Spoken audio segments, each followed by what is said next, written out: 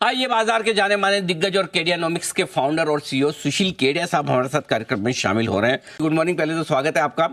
पहला तो राउंड हुआ, नजर भी आया लोगों को कि हिले पहली बार, बताएं। तो अडानी के सारे स्टॉक्स में मतलब जो थोड़े संदेहास्पद उसके जो दो स्टॉक्स हैं, गुजरात अंबुजा और एसीसी, उस पर हमने अपने क्लाइंट्स को कहा है कि भाई जितना जी भर के बाकी सारे स्टॉक्स खरीदने के बाद भी और कहीं से पता नहीं कहीं से पैसा आ जाए तो शायद उसमें ट्राई करूं, उनको हमने छोड़ दिया।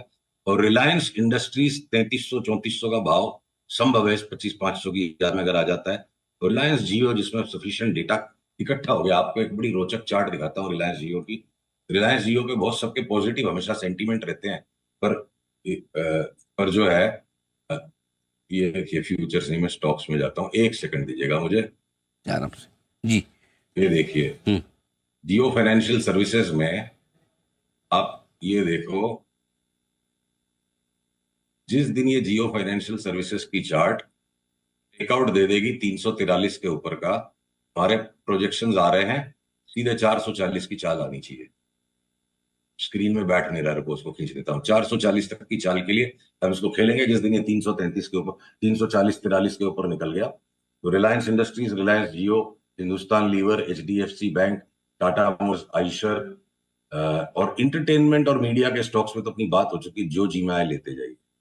पीवीआर अगला पड़ाव लगता है 1800, और वो भी वहां से करेक्शन देने के बाद, भले ही बाकी बाजार का करेक्शन उसके बाद हो सकता है 2300 भी हो जाए। अभी हम एक बार 1700, 1750 पकड़ के चलते हैं। तो सारे मीडिया के स्टॉक्स और सारे हाथी और घोड़े कब गधे साबित हो जाएंगे पता नहीं। घोड़े कब गधे साबित हो जाएंगे, ओके, या गधे कब घोड़े साबित हो जाएंगे? सर लास्ट 4 साल में तो बाजार में कोई गधा बचा ही नहीं है ना, समस्या अब ये होने वाली है। सारे घोड़े हो चुके हैं। घोड़े तक पहुंचे ना पहुंचे तो भी खच्चर तक तो उस लेवल तक तो आ ही चुके हैं। अब एक अपग्रेड और बाकी है, अपग्रेड 2.0 आएगा तो गधे से खच्चर, खच्चर से घोड़ा भी हो जाएगा। ये बहुत इंटरेस्टिंग चीज। जी जी जी सुशील जी। अनिल जी, गोल्ड पर एक छोटा रिविजन मैं उसी पे आ रहा था, मुझे गोल्ड और क्रूड दोनों पे पूछना है। तो गोल्ड पे भी आपने कहा था कि बड़ी मंदी की बात थी, और दूसरा आपने तेल का बोला कि तेल ही निकल जाएगा, तो निकला है, काफी निकला है तेल। तो जरा तेल पे और सोने चांदी पे भी अपनी राय दीजिए। तो देखिए, जो पाताल लोक तक घुस जाएगी वाली बात हो गई थी गोल्ड पे, उसको तो मेरे को रिवाइज करना पड़ेगा। मतलब बाजार का मन बदल जाएगा तो हमें अपना मन बदलना पड़ेगा, हमारी नहीं चल सकती है। तो आपको मैं पहले क्रूड की ये चार्ट दिखाऊं। हमने दूसरे चैनल पर इसको ऑलरेडी डिस्कस कर लिया है।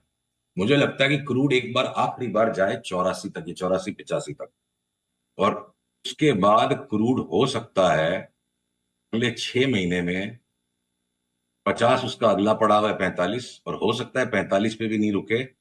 जैसे 2020 में मैंने पब्लिकली ये बात कही थी, इसमें डेयरिंग कुछ नहीं, अपने ईगो को खत्म कर लो, जाट बोलती है वो सुन भी लोगे, बोल भी दोगे, कर भी लोगे। 2020 में भी हमने पब्लिकली $84 से $25 को डिस्कस किया था। खूब गालियां पड़ी थी ट्विटर पे, बाद में एक ही दिन में सेंटीमेंट घूम भी गया था। मेरे को 2020 जैसी चाल बाजार में डेवलप होती दिख रही है अक्रॉस द बोर्ड। और उसके पहले एक फॉल्स नया हाई, फॉल्स क्या बोलो तो रियल है, ठीक है, इक्विटी मार्केट्स में कम से कम इमर्जिंग मार्केट्स, इंडिया जैसे मार्केट्स में नया हाई बन जाए, नैस्डैक, S&P 10-12% की रिबाउंड कर दें। पर मुझे कोहराम मचता दिख रहा है ग्लोबल मार्केट्स में। और क्रूड का दाम घटने से जो फंडामेंटल करने वाले लोग होते हैं ना, क्रूड का दाम घट गया तो इंडिया का इंपोर्ट बिल घट जाएगा, तो हमारी जीडीपी बढ़ जाएगी, तो हमारी कंपनियों का मुनाफा बढ़ जाएगा।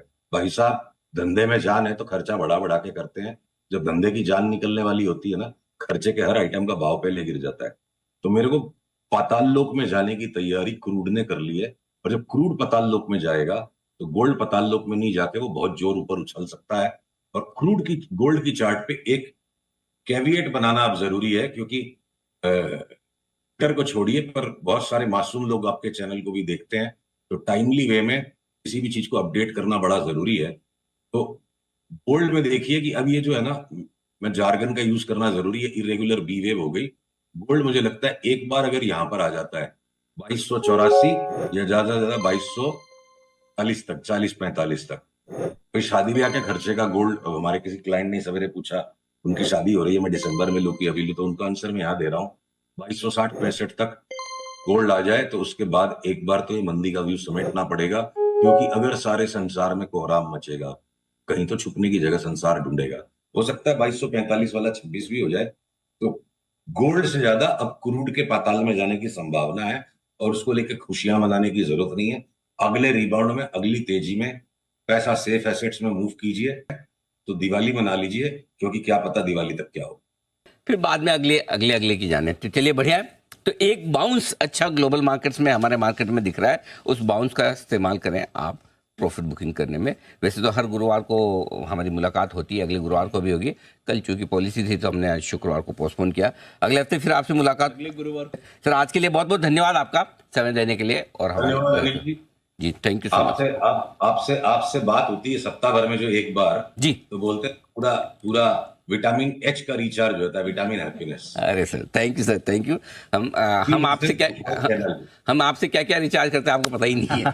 तो आपको लगता है आप हमसे फायदा उठा के जा रहे हैं, हम आपसे क्या क्या ले लेते हैं। आपका इतना सारा वो दिमाग, अनुभव, इतने मार्केट का निचोड़, हम सब कोशिश करते हैं कि 10-15 मिनट में जितना मिल जाए उतना कोशिश करें। थैंक यू सर, बहुत बहुत धन्यवाद आपका। Thank you sir.